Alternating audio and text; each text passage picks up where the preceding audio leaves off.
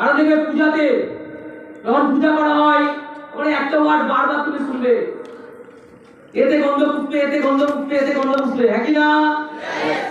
আর যখন যজ্ঞ হয় তখন একটা কথা শুনবে, ওম স্বাহা স্বাহা স্বাহা, শুনবে না শুনবে না?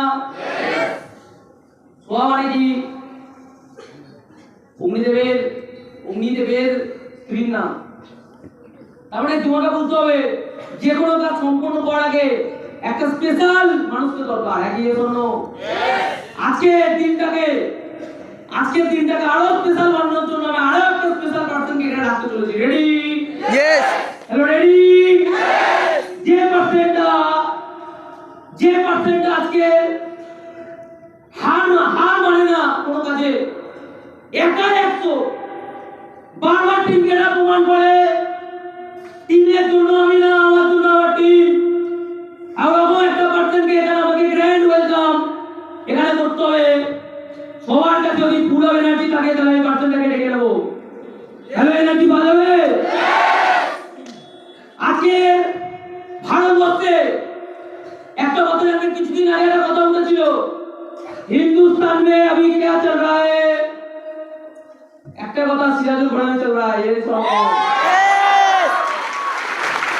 আজকে